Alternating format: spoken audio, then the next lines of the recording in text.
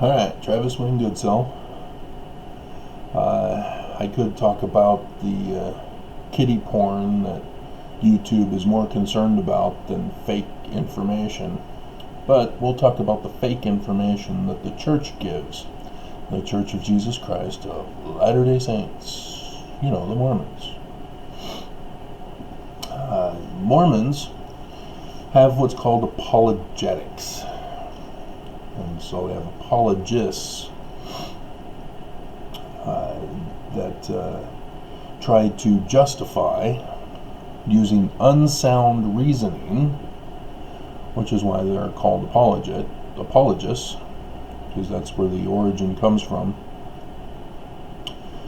defending with unsound argument. The Book of Mormon we'll use as one example. With defending the Book of Mormon, it's a simple concept. They have a predisposition for preconception that the Book of Mormon is true, and so everything that they do is based on that preconception. And so they alter facts and to fit their belief system that the Book of Mormon is correct, and it's an actual history, and it's real, and therefore can be proven. But then the apologists of the church also claim, oh, no one can prove the Book of Mormon true. We don't try to prove that it's true, so it's not true then. Oh, no, it's true. Well, then prove it. Oh, we don't know. And so what you'll see them do when they do articles or their research is they go externally. They don't actually go internally into the book, because what you need to do, I'll show you what they do first before I tell you what they should be doing, and which, if they were doing it, they'd find out that it's not a correct history of the indigenous people of America, and that they'd need to be looking for other answers. But they always mention it could be that this is how they did it, or this is what they did, or this is where they were. Could. There's lots of speculation in their arguments, and they know better than that. They know they can't speculate, but that's what they have to do in order to keep their belief systems intact when it comes to the truth of the Book of Mormon. You'll also find lots of arguments saying, oh, well, we found evidence elsewhere, such as the female or the male name Alma. They'll search until they find another manuscript somewhere else that uses the male name of Alma. Or they'll say, oh, well, we finally found other countries in the Middle East that had metal plates that they used for writing, or no, we found other places that have horses.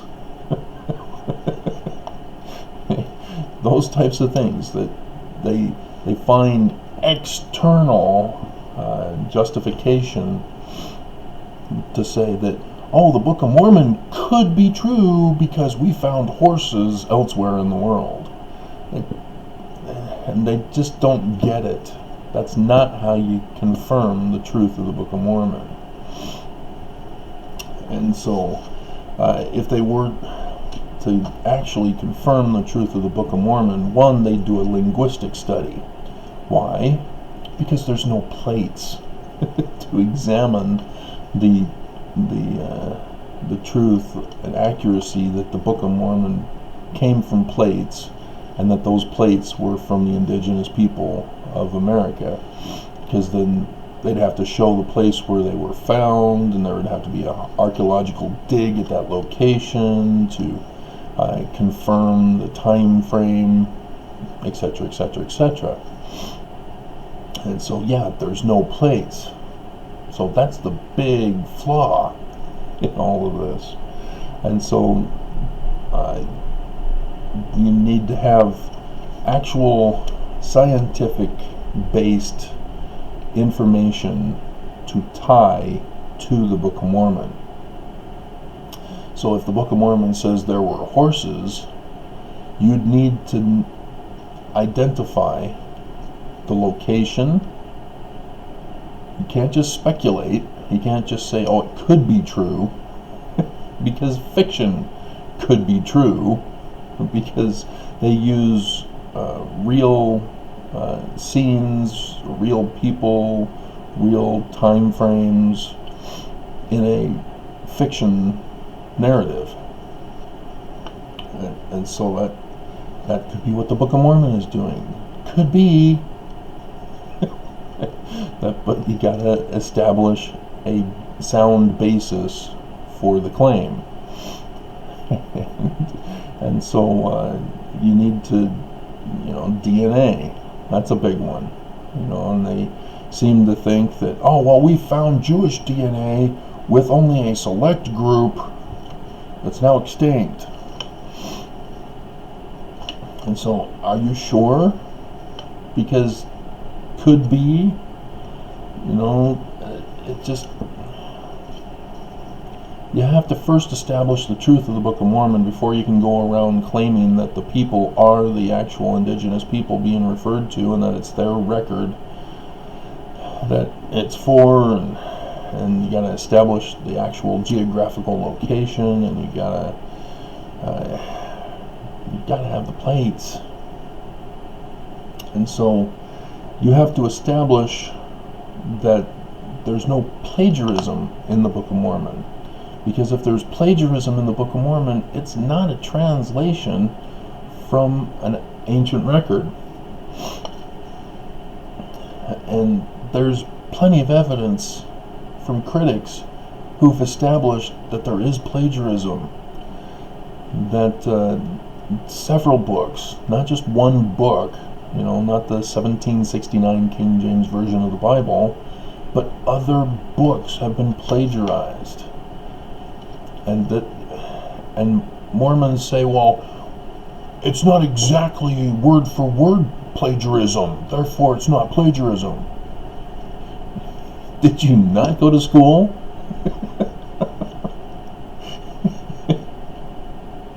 It's just, apologists make Mormons look dumb. That's really what it is. Because you don't have to have an exact copy and paste. It can be the similar formatting.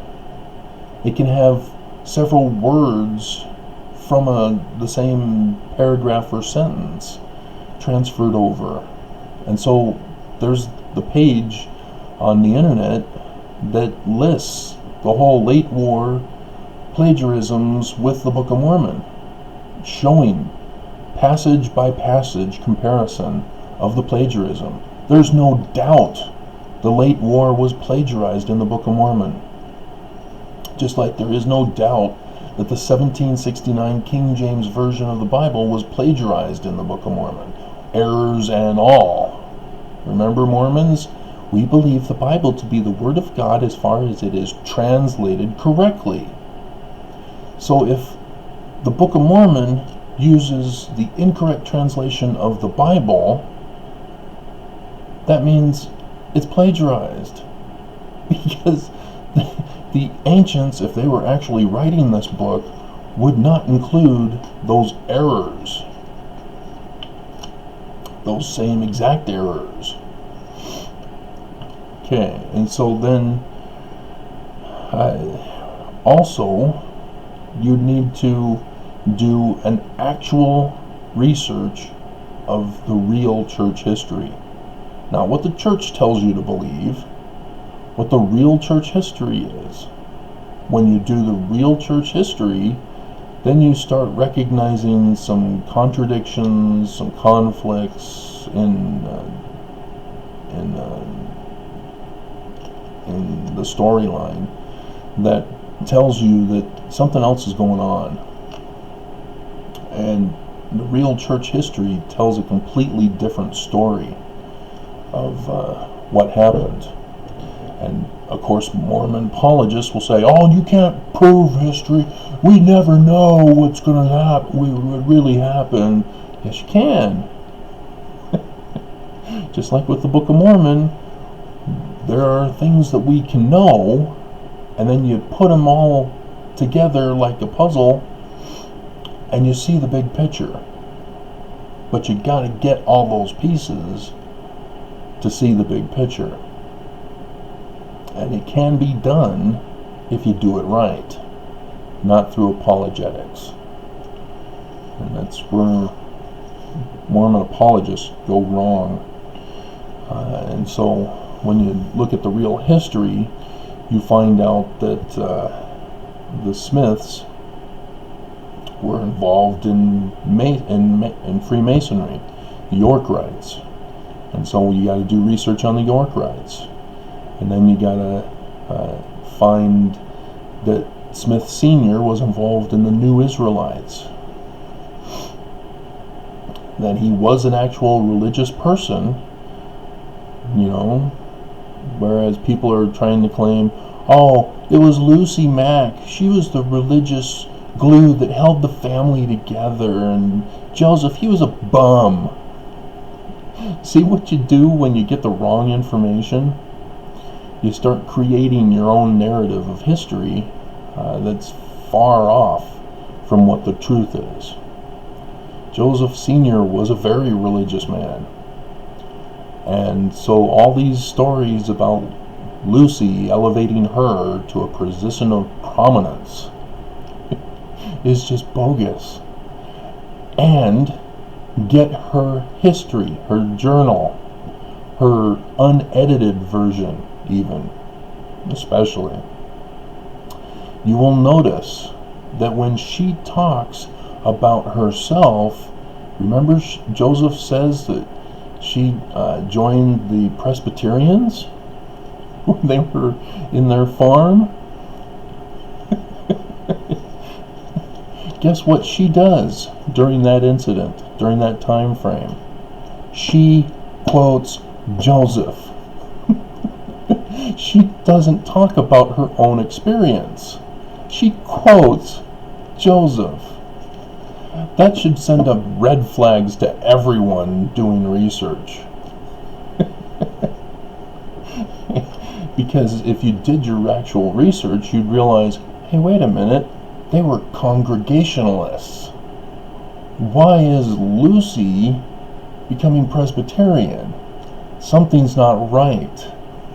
Congregationalists are different than Presbyterians for many different reasons. And then you'll say, well, they were never members of a Congregationalist. Well, yeah, that's because you don't understand Congregationalists. You don't automatically become members. You have to be approved. And you have to have your spiritual conversion as an adult. And so once you get that spiritual conversion, then you have the already members vote as to whether you can join as a member. So until then, all you do is go to the meetings. Big difference. Similar to Freemasonry. You don't automatically get to become a Freemason. So Joseph Smith Jr. is not indicated as being a Freemason, whereas Smith Sr. was a Freemason, and so was Hiram. Hiram was in Palmyra.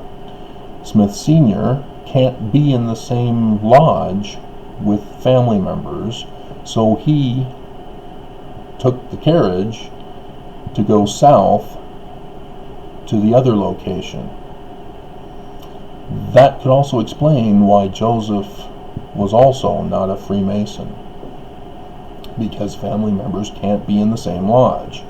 And so if there's only one carriage, only one person can go to another lodge. It's those historical details that help fill in the blanks as to what really happened. So Joseph Jr. could, and most likely knew of the Freemasons by going to their meetings. Their various meetings as often as would permit, or something like that, as he records in his history, that he was going to different religions. Are you sure religions, Joseph, or was it the Freemason lodge meetings? And so it's those details you've got to find, you've got to search for. And so once you identify the Smiths in Vermont, then you try to say, okay, well, what church did they go to? Were they going to church? Were they involved in Masonry? And even the names of their children at different time frames also help with this bigger picture. Did you know that? Alvin, the oldest, is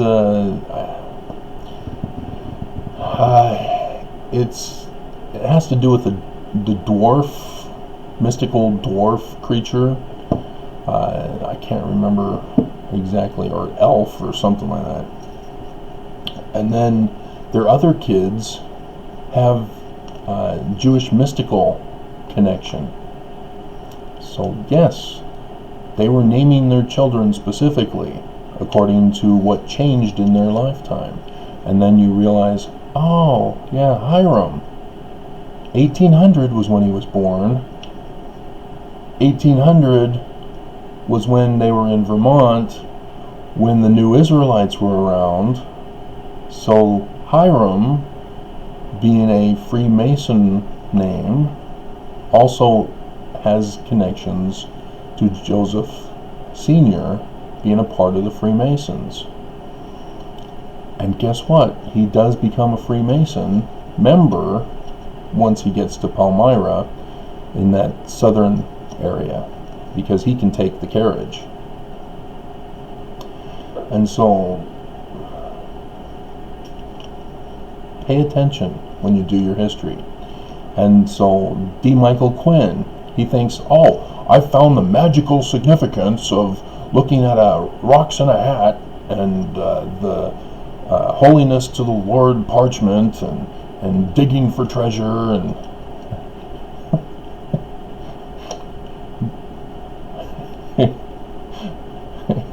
Mr. Quinn, I don't know if you remember me from your class at the University of Utah, but you should know better. You got to keep digging, shall we say. And Knights Templar. Research Knights Templar. You will understand if you understand the history of the Knights Templar and their connection with the York Rites of Freemasonry, which the Smiths were a part of. Then you'll understand the Egyptian usage in the Book of Mormon. Then you'll understand about digging for treasure. Then you'll understand a whole lot more about the names of the children. So there's keys to search for. So apologists go way off base. They're taking Mormons into a galaxy far, far away. and thus there's the joke, Klingon Skousen, because he talks about so much rubbish that he's far out there in space. And so thus Klingon as the Star Trek group of people who were from outer space. So you gotta do history accurately, correctly, factually. Get the evidence, put the pieces together, you will get the true narrative.